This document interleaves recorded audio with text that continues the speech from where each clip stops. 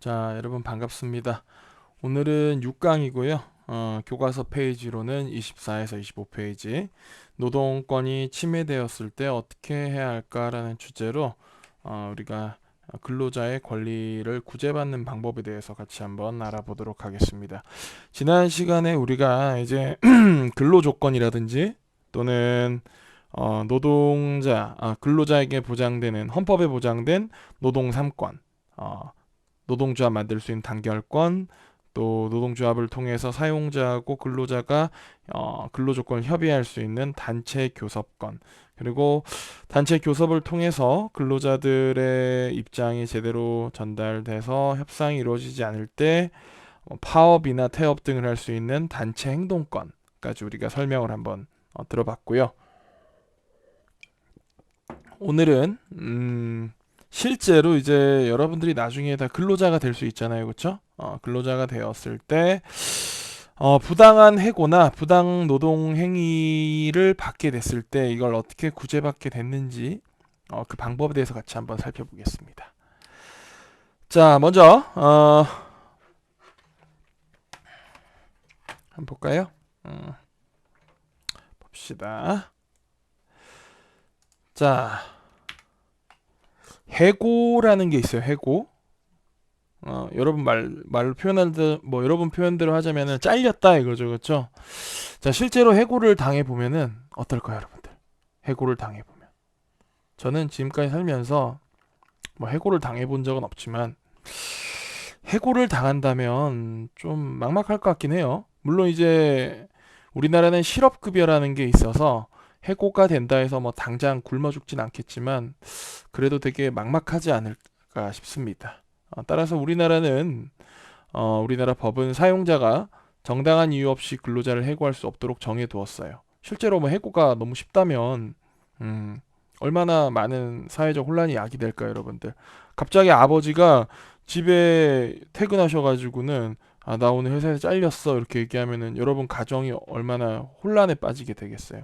그래서 뭐 영화나 드라마에서처럼 해고라는 게 사실 그렇게 쉽지가 않습니다. 근데 여기 보면은 해고를 당하더라도 실업급여로 인해서 당장 굶어 죽지 않는다고 했잖아요. 그럼 실업급여가 뭔지 잠깐 한번 짚고 넘어가 볼게요. 자, 우리나라의 이제 이 법은 누군가는 해고를 당할 수 있잖아요, 그렇죠? 해고가 됐을 때 갑작스럽게 생계에 지장이 발생하는 걸 막기 위해서 고용보험과 실업급여라고 하는 제도를 운영 중에 있습니다. 이 고용보험이란 건 뭐냐면은 여러분들이 어떤 일을 하게 되면은 단기 아르바이트를 할지라도 반드시 고용보험에 가입을 하게 돼 있어요. 근데 뭐 고용보험에 이제 가입을 하게 되면은 일을 하면서 여러분들이 벌게 되는 돈의 아주 조금 일정 부분을 고용보험료로 이제 국가에다 납부를 하게 돼요. 그게 쌓이겠죠, 그렇죠? 물론 그 돈은 여러분들이 내는 돈은 극히 얼마 되지 않습니다.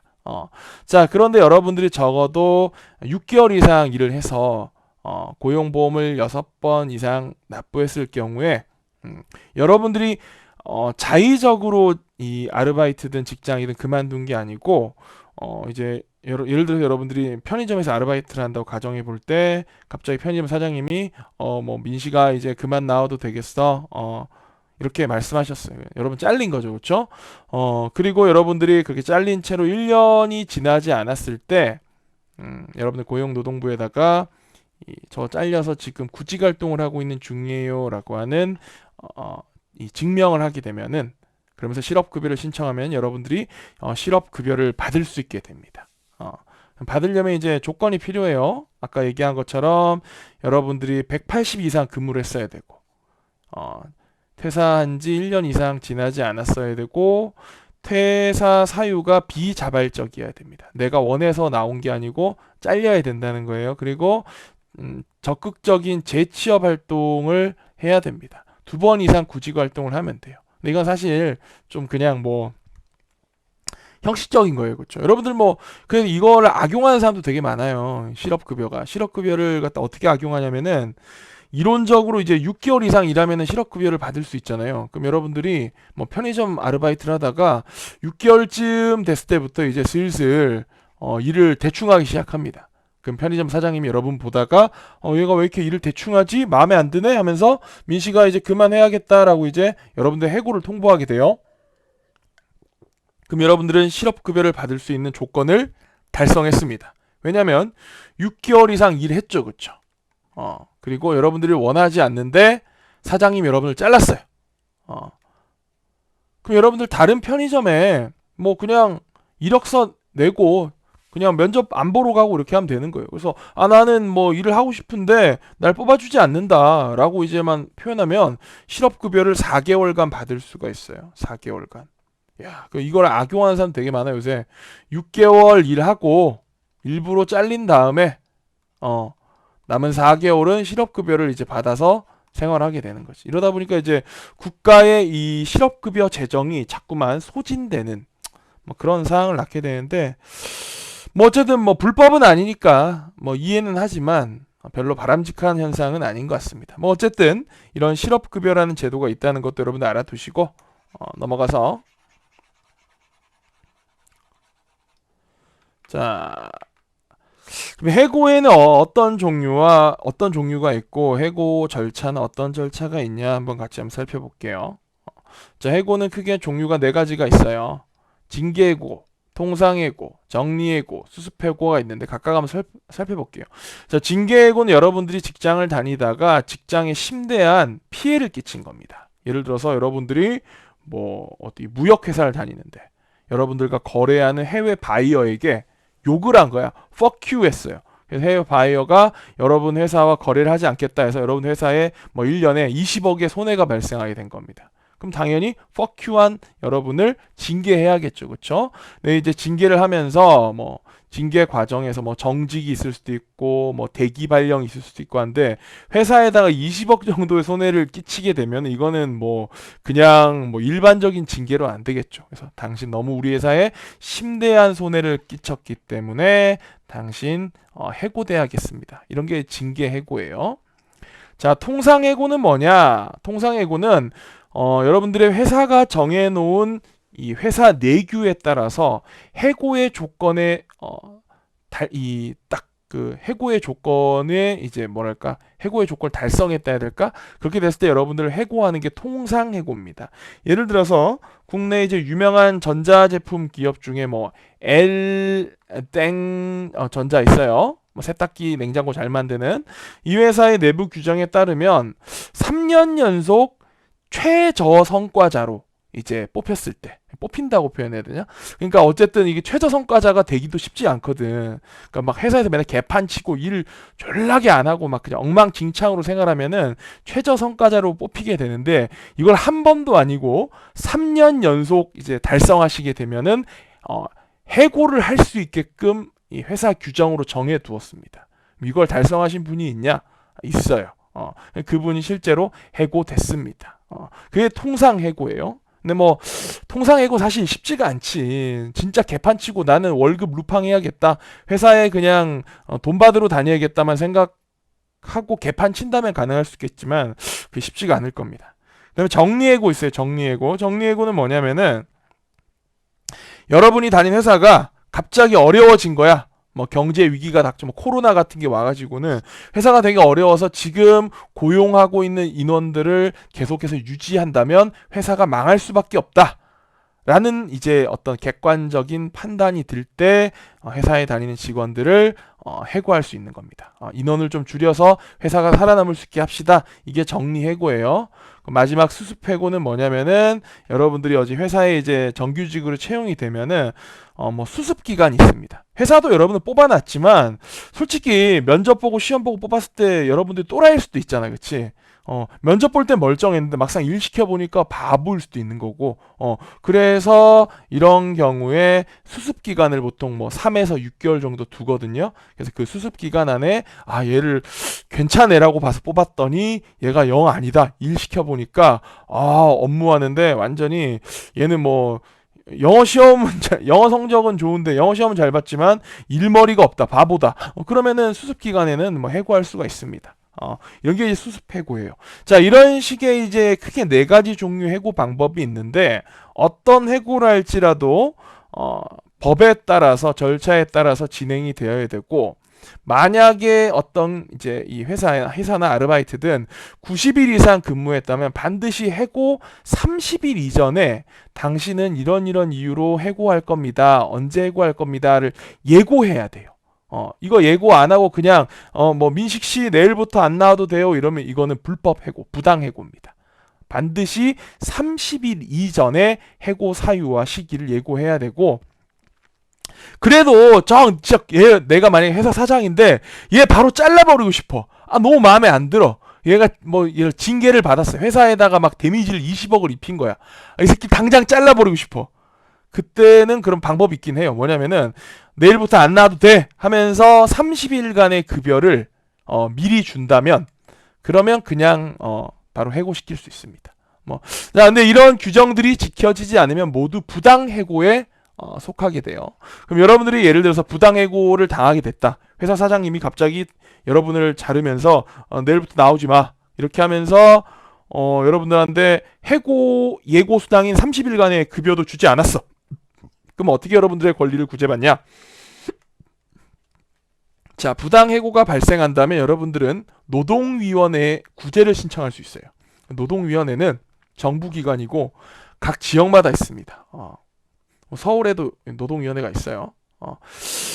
자, 그 노동위원회에서 이제 구제를 신청하게 되면 여기서 대부분 해결이 돼요. 왜냐면은 여러분 사장님들은 대부분 이 노동위원회를 두려워합니다.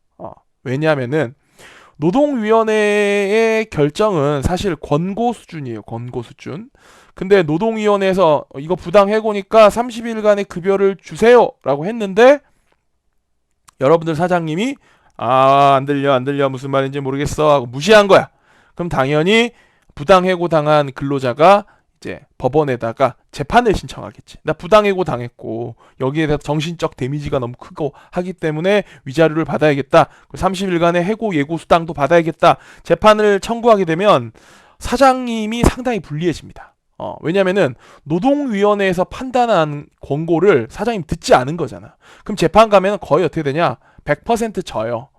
지기 때문에 그냥 노동위원회에서 권고해 준 거를 사장님들이 다 따릅니다. 사실 노동위원회까지 가지도 않아요.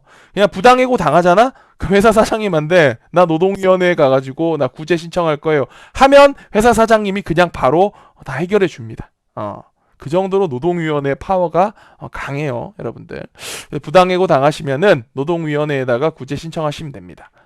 자, 근데 뭐 부당해고만 있는 게 아니야. 회사 다니면서 여러분 부당한 어떤 대접을 받는 거에는 부당 노동행위도 있어요. 부당 노동행위. 부당 노동행위는 뭐냐? 대표적인 게 여러분들이 노조를 조직하고 가입하고 활동하는 거는 헌법에 보장되어 있는 권리잖아. 근데 회사의 사장님들은 노동조합을 싫어합니다. 싫어할 수밖에 없지. 자꾸 자기한테 뭐 월급 올려달라, 뭐 해달라 막 요구 조건이 많은 데가 노동조합이니까 싫지. 사장님 입장에서는. 그래서 이제 사장님이 노조를 갖다가 막 어떻게 막 없애버리고 싶고 막 그래. 그래서 이제 뭐 노조에 가입을 하거나 조직하거나 활동하면 우리 회사는 불이익을 준다. 뭐 보너스 주지 않겠다. 막 이런 식으로 노조를 인정하지 않는 행위를 하면 이게 전부 부당 노동 행위가 됩니다. 큰일 나요, 이거 하면. 왜냐면은 여러분들 지난 시간에 배웠던 단결권, 단체 교섭권, 단체 행동권이라고 하는 노조의 설립과 노조 활동에 관한 이 내용들은 전부 우리나라 최상위법인 헌법에서 보장하고 있는 거예요. 헌법에서. 그래서 어떠한 것도 헌법에 우선할 수 없거든요. 여러분들이 예를 들어서 만약에 회사에 취업을 하는데 회사 사장님이 조건을 내건 거야. 민식 씨, 나 민식 씨 너무 마음에 들어. 똑똑한 것 같고 우리 회사에 일 잘할 것 같은데 민식 씨가 우리 회사에 이제 뽑혀서 일하려면 노조 활동을 하면 안 돼. 노조 활동 안 하겠다고 계약서 쓰세요. 라고 해서 고용됐잖아. 근데 민식 씨가 실제로 회사에 취업한 다음에 노동조합 활동을 하더라도 이거를 이유로 해고나 불이익을 줄 수 없어. 해고나 불이익하면 전부 다 부당해고고 부당노동행위입니다. 왜냐하면 앞서 얘기했다시피 노조 활동은 어디에 보장돼 있다? 우리나라 최상위 규정인 헌법에 규정되어 있기 때문에 그 무엇도 헌법에 우선할 수 없는 거지, 그치? 내가 사장님하고 새끼손가락 마주 걸고 약속 꼭 한 다음에 저 절대로 노동조합 활동하지 않을게요 라고 약속해도 헌법에 노동조합 활동해도 된다라고 명시가 돼 있기 때문에 사장님하고 한 약속이나 계약서보다 노동조합 활동이 우선시 되는 겁니다. 자, 부당 노동 행위를 당했다. 당신 노동조합 다니기 때문에 성과급 보너스 안 줄게. 너 계약서에는 노동조합 가입하지 않기로 약속해놓고는 왜 노동조합 가입했냐? 너 해고다. 이런 걸 당하게 되면 또 어디다가 구제를 신청하면 되냐? 앞서서 부당 해고와 마찬가지로 각 지역에 있는 노동위원회에 구제를 신청하면 됩니다. 그리고 이런 노동위원회 구제를 신청하면 대부분 다 사장님이 그냥 알아서 내가 졌다. 너 원하는 대로 해줄게 라고 손을 들어요. 왜냐면 앞서서 얘기한 것처럼 노동위원회에서 나온 권고사항을 사장님이 무시하게 되면 이제 이 부당 노동행위를 당한 근로자가 법원에 재판 신청했지? 그러면은 이 사장님 큰일 납니다. 자, 그런데 실제에서 이 사용자 측의 부당 노동행위 중에서 노조 와해 작전이란 게 있어. 노조를 무너뜨리기 위한 작전이 있는데 이거를 갖다가 판별하기가 어려운 경우가 되게 많아요. 뭐 대표적으로 어떤 게 있냐면 노동조합을 설립해가지고 막 노동조합을 이제 막 활동을 하려는 사람 있잖아. 그런 사람들 회사가 딱 감시하고 있다가 갑자기 이상한 데로 발령을 내는 거야. 막 이 사람 집이 서울인데 갑자기 막 경남지사로 발령을 내버린다든지. 그럼 이제 막 근로자가 아니 왜 나를 경남지사로 발령 내신 거예요?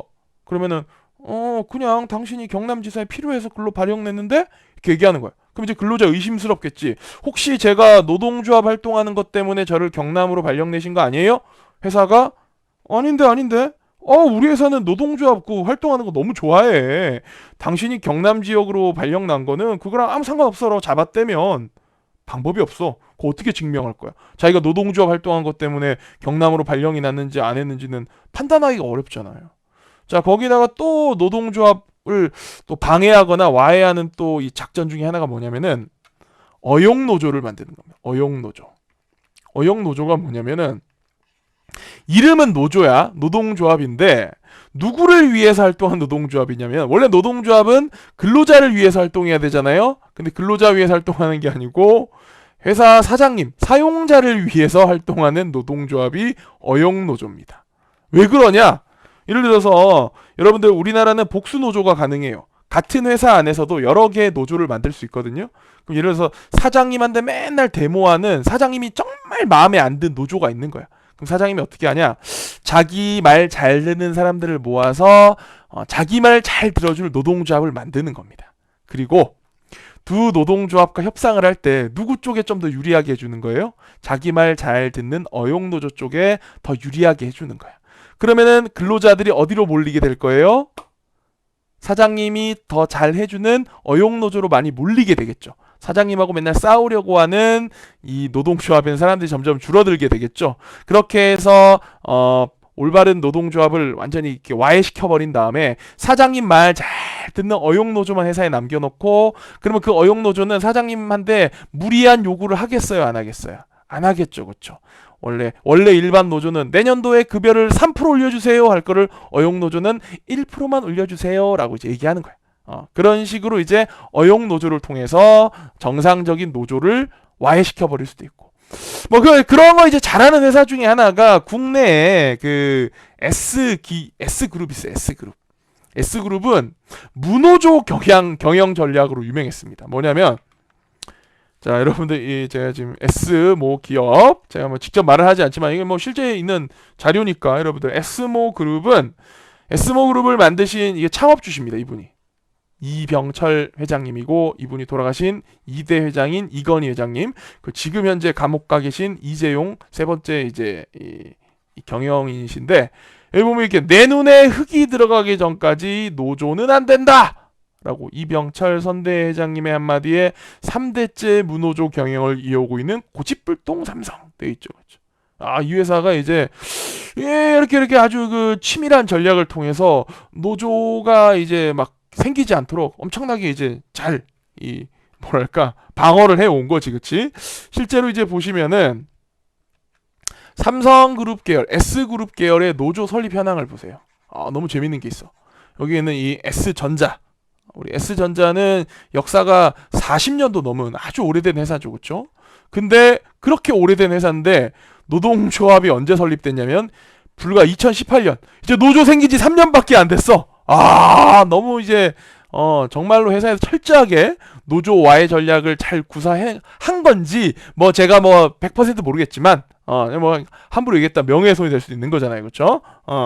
어쨌든 좀 이상하다. 왜 이상하냐? 아니 이렇게 오래된 회사의 노동조합이 왜 이렇게 생긴 지 얼마 안 됐을까? 뭔가 좀 이상하지 않나? 자, 그래서 이제 이게 너무 이제 사회적 비난을 많이 받다 보니까 작년에 이제 지금 현재 이재용 부회장님께서 작년에 이제 말씀하셨죠. TV에 나오셔가지고 노사관계 법령을 철저히 준수하고 노동 3권을 확실히 보장하겠습니다라고 이제 하시면서 이제 삼성도 노동조합 활동을 방해하지 않겠습니다라고 이렇게 말씀을 하신 적이 있습니다. 자, 이렇게 회사가 사용자 측이 노동조합을 활동하는 걸 갖다 이렇게 쫙 방해하려고 이렇게 뭐 하는 그런 어떤 의심이 드는 경우도 있지만 반대로 또 어떤 경우도 있냐?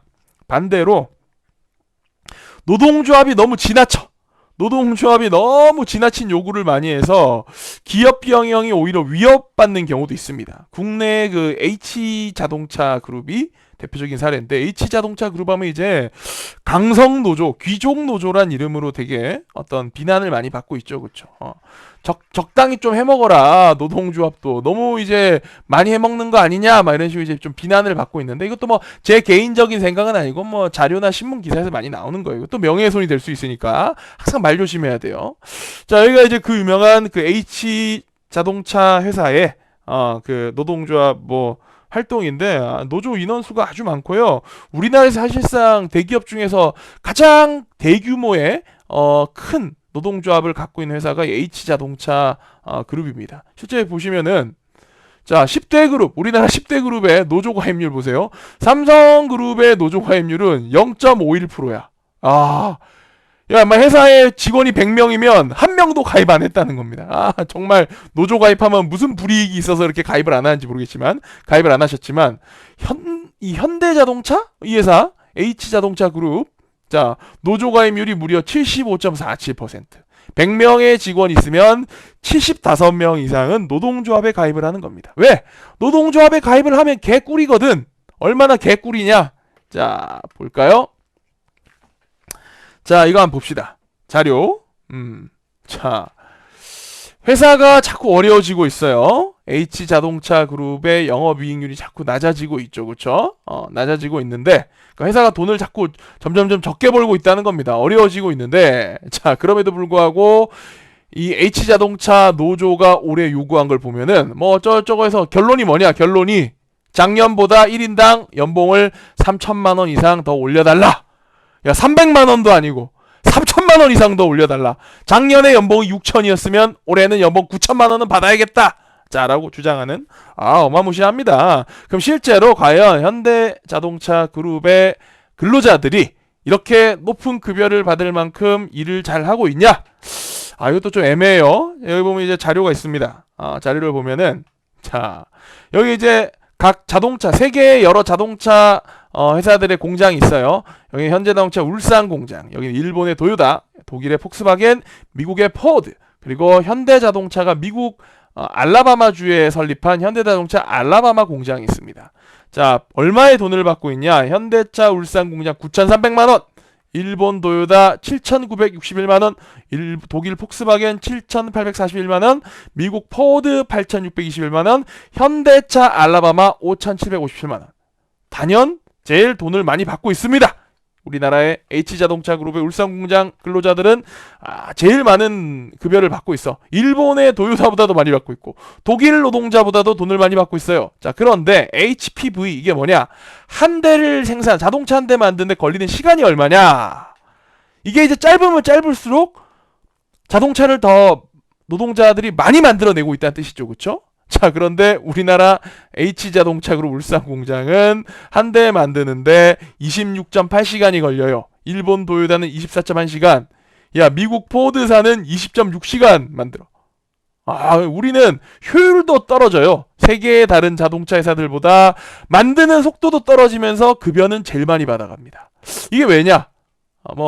이건 제 개인적인 생각에는 아마도 너무나 극심한 강력한 노동조합 활동 때문에 항상 노동자 입장을 너무 이렇게 반영을 좋게 하다 보니까 이런 결과가 났지 않나. 야, 같은 현대자동차인데 우리나라 울산 공장은 급여를 연간 9,400만 원 받고 HPV는 26.8시간인데 야, 미국에 있는 현대자동차 공장은 임금은 5,750원, 거의 절반밖에 못 받아. 근데 한 대 만들 시간 얼마냐? 야, 14시간밖에 안 걸려. 한 대 만드는데. 여기는 오히려 반대로 내가 볼 땐 좀 너무 노동자, 근로자의 좀 이 처해 있는 환경이 너무 열악한 게 아닌가라는 생각이 듭니다. 돈도 이거밖에 안 주는데 한 대 만드는데 이렇게 시간 적게 걸리니까 여기는 근로자들은 얼마나 쥐어짜겠냐. 내 개인적인 생각이 볼 때는. 자, 그래서 이런 식으로 노동조합의 활동에 의해서 이 S그룹은 노동조합 활동이 거의 힘든 그런 기업이기도 하고, 또 H자동차 그룹은 너무 노조의 활동이 심각해가지고 또 이렇게 회사가 또 어려워지는 하여튼 그런 식의 어떤 재밌는 또 서로 다른 또 사항들이 있습니다. 그래서 무조건 여러분들이 야, 근로자가 오라, 아니야 사용자가 오라 이렇게 볼 게 아니고, 제가 이런 예들을 보여드린 이유는 매 사안마다 조금씩 균형적인 시각으로 바라봐야 되지 않을까, 그런 생각이 들어서 이런 자료를 보여드렸습니다. 자, 이렇게 해서 오늘 우리가 이렇게 노동권이 침해됐을 때 부당 해고나 부당 노동 행위를 구제받으려면 어떻게 해야 된다? 노동위원회에 구제를 신청하면 된다. 그럼 대부분 해결된다 이겁니다. 자, 이렇게 해서 우리가 오늘 수업 봤고요. 중단원이 끝났기 때문에 다음 시간에는 형성평가 10문제 풀면 되겠죠. 자, 다음 시간에 형성평가 같이 한번 풀어봅시다. 자, 고생했습니다.